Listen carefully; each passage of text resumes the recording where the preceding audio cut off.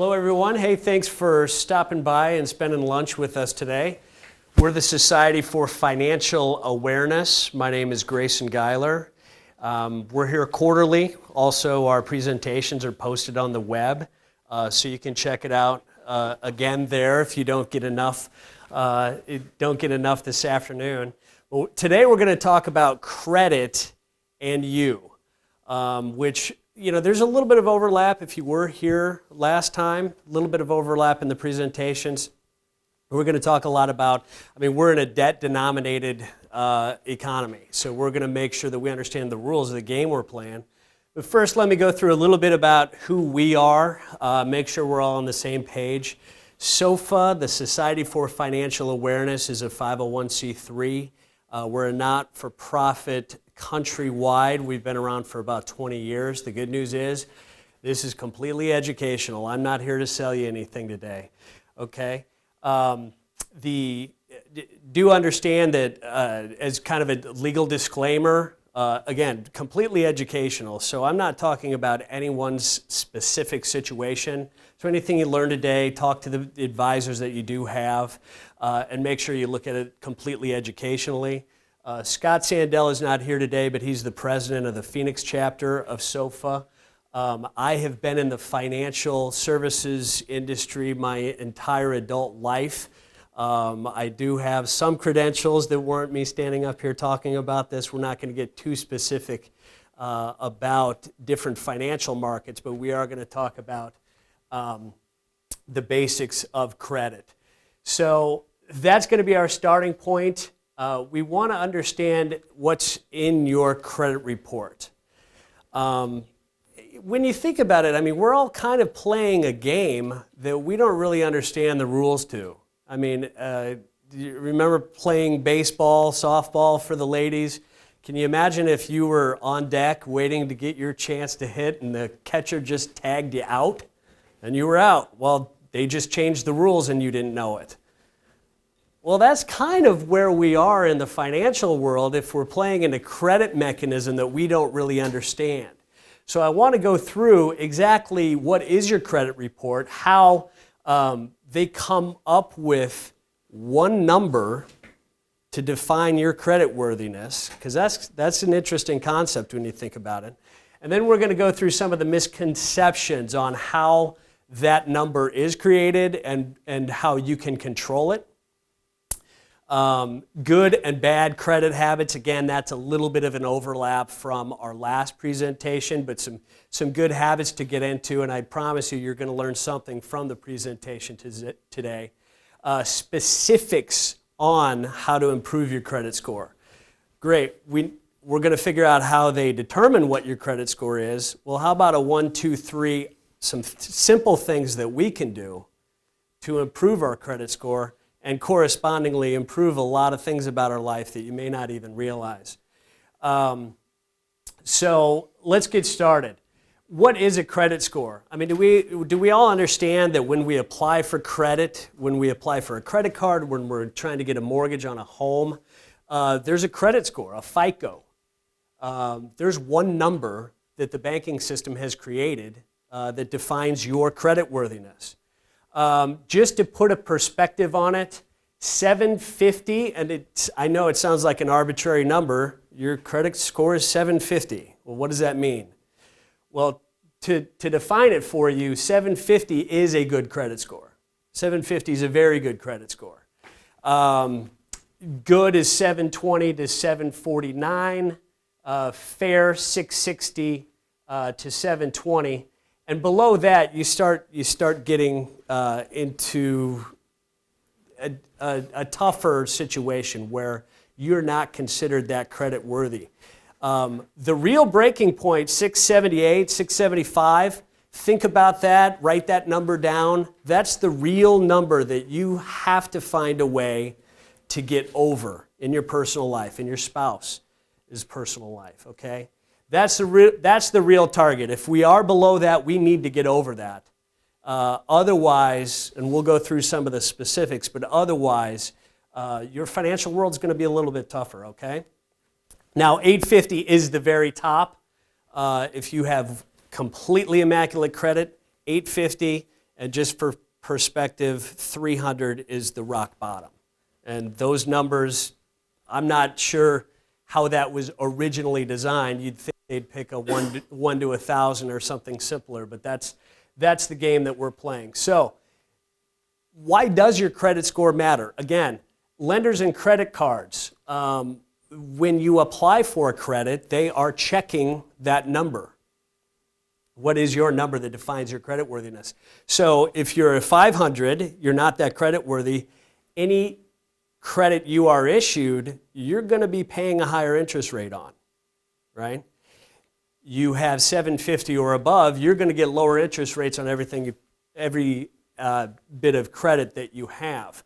And a lot of people don't realize insurance, auto, home, you can get lower insurance rates with better credit. Employers, did you know when you apply for a job, they will check your credit score?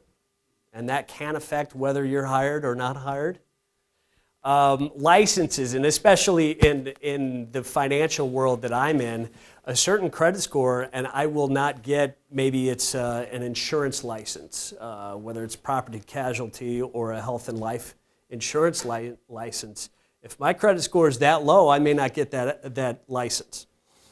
Landlords, they will check your credit, and understand when you sign any rental agreement, there is some fine print in there that allows them to check your credit score.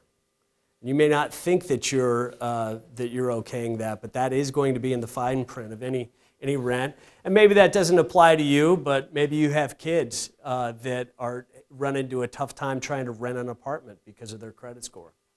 Utilities. Did you know if you have a really bad credit score, the utility companies will require a deposit, and sometimes a very large deposit, to even turn the lights on? So it does have a big impact on a lot of the different things that we do, and it's not just necessarily the interest rate you're paying on your credit cards. Does everybody know the interest rate you're paying on your credit cards? Check it out. That's one of the things we'll talk about a little bit later. So just to put some numbers on it, I say, hey, if you get good credit, you're going to pay lower interest. If you have bad credit, you're paying higher interest. Well, let's put some numbers on it so it takes a little bit better shape in our mind. What we're looking at here is a $150,000 home mortgage, okay? And it's a 30-year fixed rate, $150,000 home mortgage. Well, if you have a very good credit score, the 760 to 850, you will be paying $662 a month. This isn't an absolute, but this is just a representation so it takes shape in your mind. $662 a month. So over the life of the loan, you are going to pay $88,000 of interest for your home mortgage. Okay? Over 30 years, seems reasonable, right? Well, what if you have not so good of credit and you're going to pay $800 a month? And over the life of the loan, you're going to pay $138,000. That's $50,000 of interest that's different, right? Just to put some numbers on it. And a lot of times, if you have lower than a 620 credit score, you won't get issued a mortgage at all, okay? So when we talk about credit in general, I like to divide it into two different sections. Installment credit and revolving credit. So installment credit is basically an amortization. Maybe you bought a couch. Maybe more commonly you bought a car or a home. There's an amortization schedule. You're making monthly payments, and there's light at the end of the tunnel, right? When the amount you owe is zero. Over time, you're going to pay off interest and principal, and that credit is now gone. Does that make sense? And then, of course, we have the revolving credit, where there's really not necessarily a payoff date, right? Obvious culprit there is the credit card, right? And so we'll go through some of the numbers on if you just pay that minimum on your credit card, exactly what it looks like. But it's important to understand the two different types of credit, and revolving credit is something that can be a great tool. Credit cards, Even student loans sometimes don't have an end date on them, but you really need to pay attention to the fine print and know exactly the rules of the game that you're playing, especially in the revolving credit. If someone has a 30-year fixed mortgage, it's pretty simple. You know if you continue to pay that monthly payment that in 30 years you're going to owe nothing. Revolving credit requires a little more scrutiny, okay? The big thing to understand here is the continuously compounding interest on this revolving credit. And the credit cards, I mean, they've got a mechanism that's absolutely amazing. They're literally charging you by the day, right? So interest that you owe on your credit card that's added today, you're going to pay interest on that interest tomorrow. That's how fast, and some of them even hourly. So it's pretty crazy how quickly the compounding of interest can gather up on you. Does that make sense, the basic compounding interest that they do on the revolving credit? And again, the credit cards are the most typical example, and that's where so many of these credit agencies are making so much of their money. You realize Sears, for example, I think it was 2012, they made more money off their credit card division than off actually selling the goods in the stores. That's where they make all their money. So, why do we do this to ourselves? Well, when you look at some of the advantages of credit card, it is nice. You do have convenience, right? If you do have a financial emergency, your car breaks down, you need to get to work, put it on a credit card, that makes sense. And of course, everybody likes all the frequent flyer miles they get on their credit cards and stuff like that. I mean, if you're diligent, it can be a useful, very useful tool. The fraud and identity theft security on credit cards, I cannot overstate this. And in all the workshops, so many overlaps in the workshops we do. But when I tell people about the difference between debit cards and credit cards, I can't overstate the importance of using credit cards. If you have the discipline to keep from ringing up big balances, credit cards are way safer than debit cards. Okay? And we can, if anyone wants to talk about that afterwards, since it's not specific to this topic, I'll go through the details on it. Use your credit cards if you have the discipline to avoid ringing up balances. Rebates and rewards, again, it allows you to avoid carrying cash, right? Going through monthly records when you have a credit card statement, it makes it a lot easier for you to know exactly what you're spending your money on rather than walking around with a pile of cash. So there are some significant advantages to this, but when we talk about the disadvantages, the convenience is really an advantage and a disadvantage, right? You have to have a lot of discipline to keep that convenience in check. The interest rates, and I've seen upwards of 30% interest on credit cards. It's absolutely destructive to your financial planning. Additional fees, and always understand that late fees, another huge killer on these credit cards. Sometimes you're paying, just because your payment got there a day late, you're paying an extra $75. And also when the late fees will show up on your credit report, and I'll show you how that works in a little bit. A lot of people with financial difficulties got there because of credit cards. Buy it now, pay for it later, right? The impulse buying is pretty obvious. So really, and this is a little bit redundant, but it's a want-need thing. So the more discipline you have and use the credit as the tool that it is intended, great. But keep an eye on that want-need thing because when the wants become needs in your mind, then the credit card balance rings up. I feel like the fun cops when I talk about this topic, but it's good information. Okay, so check your credit score, and we were talking a little bit earlier. You have to make a habit once a year of checking your credit. Because a lot of things may show up on there that you had nothing to do with, which happened to me, by the way. But just for a perspective, and it's probably not a big surprise, the older people are, typically the better their credit score is. So the 55 plus age group, the credit score average is about 720, right? The kids that are getting their credit cards at the student union in college really don't understand the credit mechanism. Yeah, their credit score is about 640 on average. So probably not a big surprise as time goes on, people start to get their act together. But that's just for a perspective for you. So let's dig into what exactly is in your credit report. The 4 C's of credit: character, capacity, capital, and collateral. And again, they're trying to put one number on you, attach one number to your credit worthiness. So there's some crazy algorithms that go into this. But in a general sense, the character, the way you have handled money in the past and repaid debt is a big part of what goes into your credit score. The capacity that you have, your ability to pay the debt after you consider your other monthly expenses, okay? Can you pay off the debt that you have incurred? The capital, the value of your assets and what you own, and then the collateral, what you have to back up the debt that you have incurred.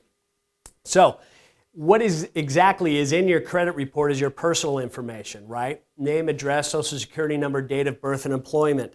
And I'm telling you, a lot of people check their credit, and that basic information is incorrect, okay? All the accounts that you have accrued over time, the credit card accounts, maybe a personal loan at a bank, home mortgage, all of those are going to be listed on your credit report.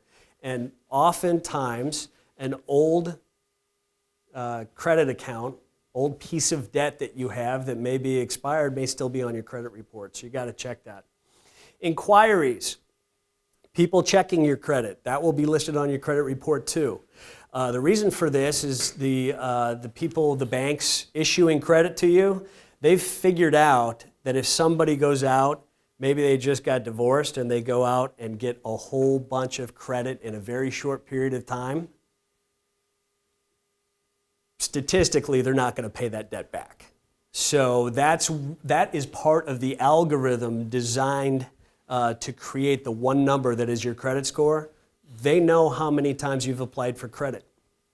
Okay? Any negative items, collections, judgments, bankruptcy, of course, is the big no-no on your credit score, and it takes a lot of years for that to wash off your credit score. Foreclosures, a lot of people ended up in that situation after 2008, maybe a short sale or a foreclosure on their home.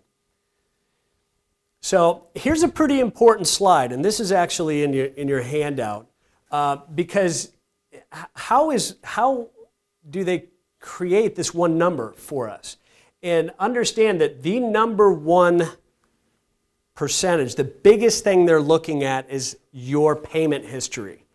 Are you paying the debt that you owe on, and are you paying it on time? That is the most important thing to keeping your credit score good, okay? That is 35% of your total score. Now, the amount owed, that's 30% of your score. And the big thing to understand there is, more than anything, how much you owe as a percentage of how much credit you have. So if you've got every credit card maxed out, that's a big no-no, and that's 30% of your credit score. Does that make sense? If you've been issued $100,000 of credit card debt and you owe $20,000, that's one thing. But if you owe $99,000, that's really going to hurt your credit score. Does that make sense? Okay. The length of your credit history, so I think that's generally a little bit overstated. I got to get my kid a credit card because the length of credit history is so important.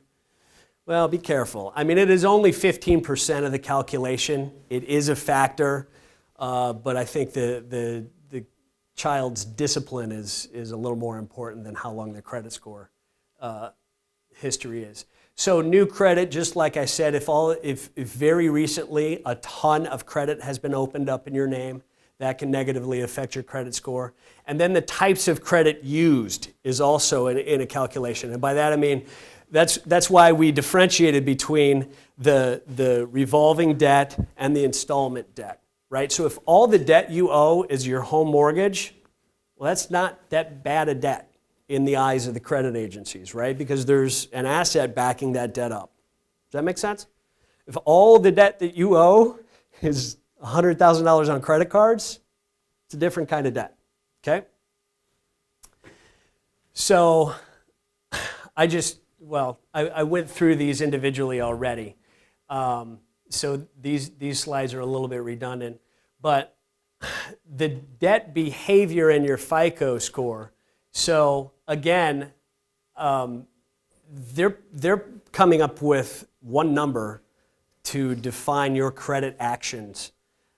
So the algorithms are a little bit crazy, but maxing out your credit card, just to kind of put a perspective in your mind, if you have a 750 credit and you're consistently maxing out your credit card, and so the kid at the restaurant comes back, sorry, this got declined, you keep banging up against that high, well, that's a 10 to 45 point hit on your credit.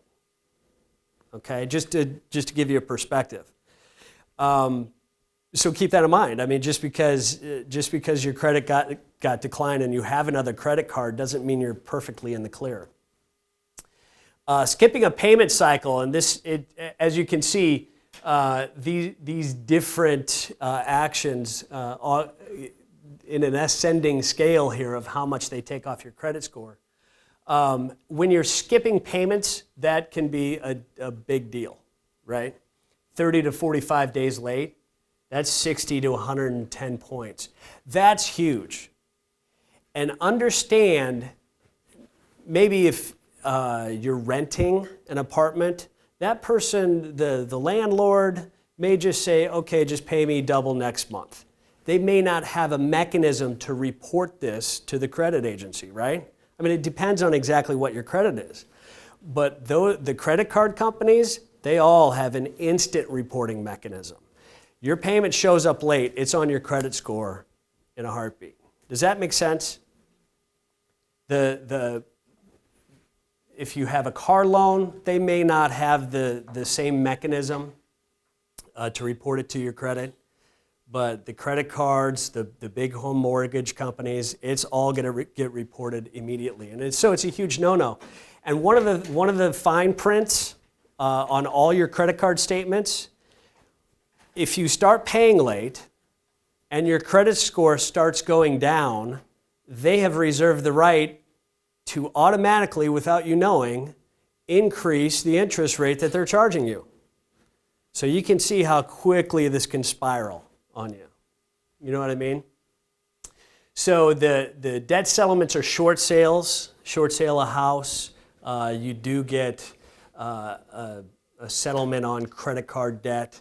That's going to hit your credit score 45 to 125 points. Foreclosure is a big no-no, 85 to 160 points. And I mean, think about it, 160 points. You got your house foreclosed on. You just went from A credit to almost like bad paper credit with one transaction. Now, as time goes on, this will wash out of your credit score. Bankruptcy, 130 to 240, so you can get yourself in big trouble real fast there. And so, just to understand some of the things that are not in your credit score calculation. Race, color, origin, religion, national origin, sex or marital status, age, which is kind of interesting because older people tend to have better credit, but they can't use that in the calculation of your score. Here's the big one that a lot of people don't understand. Your salary, occupation, title, employer, or employment history is not on your credit score. To hire you, they may check your credit, but all that information does not go into the calculation of your credit score. Okay? Where you live, that's another one. So you could be in South Central LA or you could be in the Hamptons, and that doesn't affect your credit score. Certain types of inquiries, such as promotional, account review, and insurance, those inquiries aren't going to affect your credit number. If you apply for 10 credit cards in a week, that will affect your credit number. Okay? So here's some of the big misconceptions that I've already talked about a little bit, but your score will drop if you check your credit. This is not true. Okay? Again, really what the credit card agencies, the credit agencies are looking for is if you're, to use a poker term, if you're on tilt. You're just trying to load up a bunch of credit in a very short period of time. That's the only thing that's going to negatively affect your credit score. Highly recommend you check your credit score at least once a year. At least. In general, I say twice a year. But that's not going to affect your credit score. That's what they refer to as a soft inquiry. The hard inquiry from a lender or credit card, multiple hard lender credits, credit checks that will affect your credit score. Another misconception is that closing old accounts will improve your credit score. If you have credit cards that you've paid off, if you have the discipline to not use them again, leave them open. Because if anything, it will help your credit score. If you have more credit available than you're using, remember that? We went through that. The percentage actually owed of the credit you've been issued is a calculation in your score. So if you leave the credit open but not using it, that can actually help your credit score. So don't think that just because you got a credit card paid off, you immediately have to close the account. Now, if your kid can get a hold of that credit card, maybe you need to close the account. But that is a general misconception. Once you pay off, a negative record is removed from your credit report. Some of these things can take 7 to 10 years. You know, when you're talking about a bankruptcy, obviously 7 to 10 years to wash off your credit report. But even a situation like maybe you had an old unpaid medical bill, just because you paid it off doesn't mean it's completely washed out of your credit score. It's going to take some time. This is my favorite. Being a cosigner doesn't make you responsible for the account. And I keep referring to the kids that don't have financial discipline, but it is a huge problem in our society.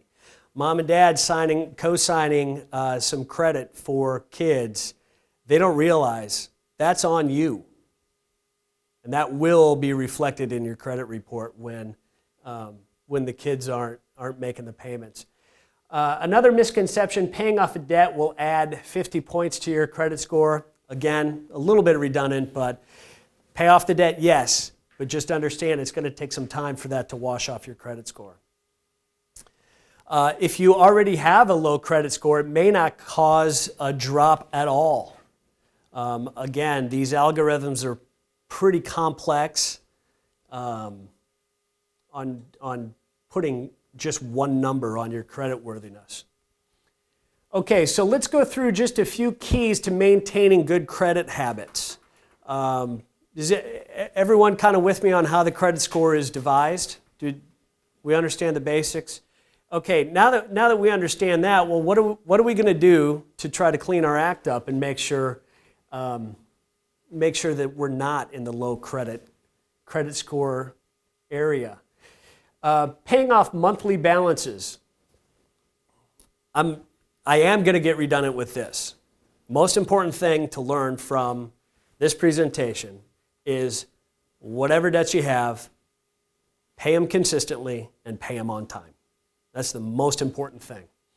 But to try to get into good habits, you want to avoid interest and avoid late fees. I mean, even if it didn't affect your credit score, if your monthly minimum payment on a credit card was $200 and you didn't make it, and they slapped $75 of a late fee on there, I mean, look at the percentages. That's huge. Absolutely huge. So it's not just the credit score, it's actually the bottom line on how much money you have left when you pay your bills, right? Budget should not be a 4-letter word, right? Know your budget. Otherwise, this credit disaster can kind of snowball down on you. And again, I feel a little bit like the fun cops, but know yourself. I mean, these impulse buys with the credit card, they get you.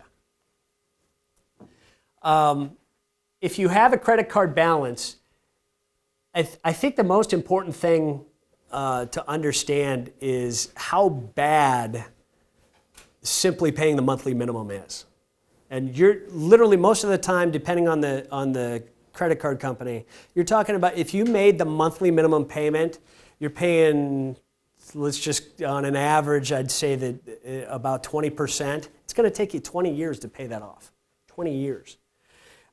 So make a plan to pay as much as you can monthly to get it off those credit cards, but at least make more than the minimum payment. That's so important. Start with credit cards of the highest interest rate. I mean, kind of obvious, but a lot of times you just get caught up and you don't even realize how much you are paying on the credit cards. And as things change, maybe that credit card company changed the interest rate that they're charging you. So make sure that you have all of your credit accounts listed and categorized so you know exactly which ones you're paying the highest interest rate on, and get those paid off first. Limit the number of cards. Americans have an average of 8 credit cards, and the last time we did this, everyone was surprised that the number wasn't even higher. But 8 credit cards is a lot, right? And I think the average credit card debt, if we put it on here, I think it's about $24,000, something like that. The late fees will kill you again. And the late fees kill you, and it's going to kill your credit score, which, again, can start to snowball on you. A low rate, zero, you probably get solicitations in the mail for zero interest for 18 months or whatever the case may be. I know Capital One is doing a huge mail campaign on that. Which, hey, if you have a lot of credit card debt and you want to use that as a tool to get out of credit card debt, go for it. But you have to be crazy diligent. When you look at the fine print of the zero interest for 18 months on balance transfers, if you miss a payment, if you make a late payment, what happens after 18 months, the fine print can kill you. They can actually, if you miss a payment, they can retroactively charge you the interest on the balance that they said you would. So it gets pretty crazy. So yes, use it, but make sure you understand the exact parameters of it. $15.75 is the average rate. We put this together a few months ago. It's a little higher now. Consider if you're paying the balance of your credit card off every month, well, the interest rate doesn't really matter, and you're just getting free points. Whatever airline or maybe retailer, maybe Christmas. I've seen some people that get so many points on their credit card, Christmas is basically free for them when they go shopping. So that's nice, but you got to be diligent. So again, let's take a look at a 1, 2, 3 on how to get not only our credit situation better so we have more money at the end of the month, but a 1, 2, 3 on, hey, how do we get our credit score higher, okay? I warned you I was going to be redundant on it. Be punctual. Pay all your mortgage debts, credit card debts, car loan, whatever it is, pay it every month and pay it on time. That is so important. Excessive inquiries, again, if you're applying for 10 credit cards in a week, that can be a problem. But manage your debts. Keep your credit card balances below 35%. So here's kind of where the rubber meets the road. You want to keep, if you have a $10,000 credit limit on a credit card, you want to keep the amount you owe below 35%, $3,500. Does that make sense? So again, don't close the unused credit cards. Same sort of thing. You've got this much credit available, but you're only using this much, you're going to have a better credit score. Opening several new credit cards at once, and I've gotten really redundant with that one. Okay, so give yourself time. When we talk about the best thing to do is consistently pay all of your bills and pay them on time. The other thing to understand is it does require some time for this to improve your credit score. Exact numbers on that is very difficult to determine, but for a perspective, if you go bankrupt, you're talking about 7 to 10 years. Okay, so check your credit report regularly, and I could talk for an hour about all the crazy stuff I found on my credit report. I just got married a couple of years ago, and my wife really doesn't understand money, which is maybe why I'm doing this. But her credit report was unbelievable. So much had nothing to do with her. So it can be crazy, and if you haven't checked your credit report within the last year, you absolutely have to do it. So if you have missed payments, well, first and foremost, call the credit, especially if it's a credit card. If you miss a payment one time, call them. Tell them, hey, I was in Barbados, or whatever you want to tell them. Just, it's not going to happen again. Take the late charge, take the late fee off my account. I'm going to be consistent. And you'd be surprised how much, they're making so much money on this that if you just put some time and effort in, you're going to get a lot more out of them than you really think you could. In general, the credit repair agencies, has anybody heard of these guys that say, okay, we can consolidate your credit and get you to one payment? That's a tough game. Rarely have I seen that very effective for people. It's something that you really need to take on yourself. If you do have a family member or an advisor who's been through this, you can go through this all on your own. Call the credit card companies, especially the credit card companies, and you'd be surprised. So I promise you, just the group we have in here today, if we all called our credit card companies this afternoon, somebody would get a willingly lowered interest rate on their balances. Doesn't happen every time, doesn't happen always with the first call. But I'm just telling you what is possible out there. If you call them and you say, look, I'm getting all these transfer balances for 0 interest, why do I need you guys? You're charging me maybe it's 23% or whatever. Why do I need you guys? You'd be surprised what you'll get back out of them. So I got off on a tangent a little bit there, but in general, avoid the credit repair agencies. They have to make money too, and they're getting it from you. So credit reporting accuracy, what to do about it. These statistics absolutely amaze me. 1 in 4 credit reports have errors. And I'm not just talking about a misspelled name, I mean full-on errors, okay? 25% of those errors are serious enough to result in a denial of credit. I found a lady in Council Bluffs, Iowa, using my Social Security number. But I didn't know it till I checked my credit report.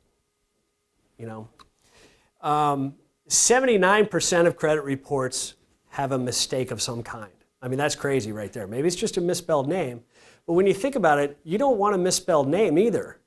If your name is Joe Brown, there are a lot of Joe Browns out there, right? So if your name is misspelled or address isn't right, something like that, somebody else's activity could end up on your credit report. 54% contained personal demographic information that was misspelled, all that crazy stuff. Here's a good one. 30% contain credit accounts that had been closed by the consumer but are still listed as open.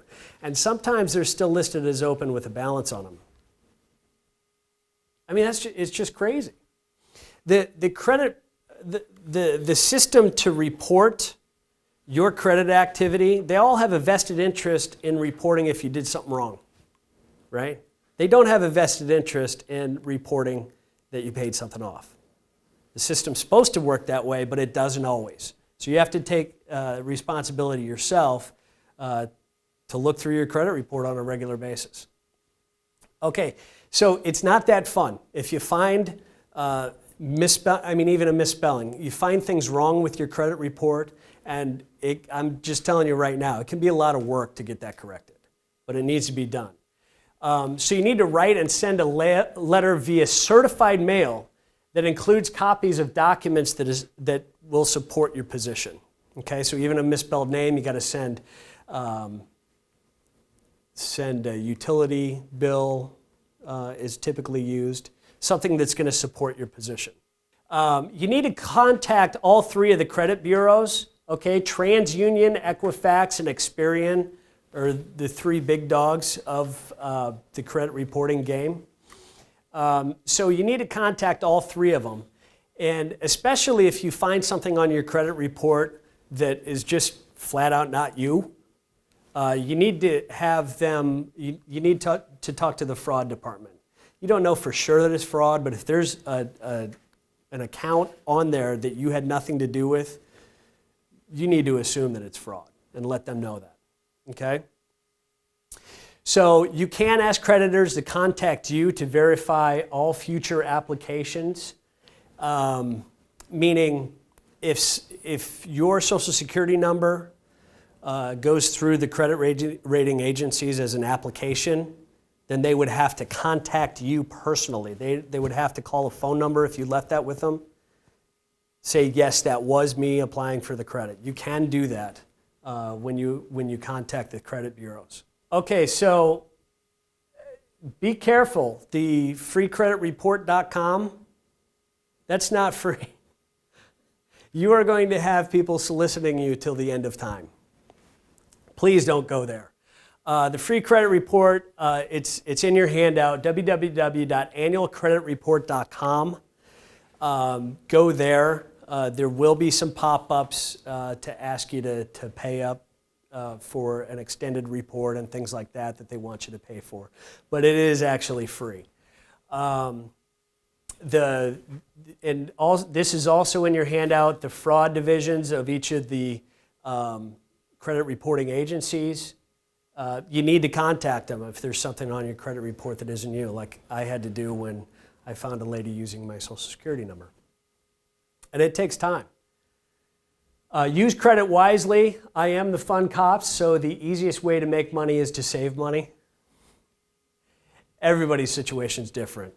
Just, whatever that want-need thing is in your head, just take a step back and reanalyze yourself objectively and see if some of those needs are really needs or if they're just wants that you labeled as needs. So your next steps. So retirement planning is not just investing your money. Retirement planning is everything that we're doing here. Your credit report has a lot to do with your financial situation. So just making sure that you got the latest and greatest stock picks doesn't necessarily get your financial house in order, and it's not financial planning. Be honest with where you are and where you'd like to be. Again, you have to go back and check the credit report to figure out where you are. You have to call the credit card companies and make sure you know what interest rate you are now paying to find out where you are. Then you can start to make plans to get where you want to be. Right? Set your goals, educate yourself. That's why we're here today. The strategy, and hopefully today helped a little bit with a perspective on how to figure out where you are and develop that strategy on where you want to go. And continually reevaluate. When things change in your financial situation, in your life, is the plan and strategy that you've developed for yourself, is it getting you where you want to go? Nothing's set in stone, and it requires some diligence. Consult with knowledgeable advisors. Being in the financial advising world, I see everything from A to Z. Some great advice, some great helpers, to some guys that really have no idea what they're selling you. So consult with knowledgeable advisors when you want help. It doesn't really apply so much to today's presentation. So other than that, I appreciate your time.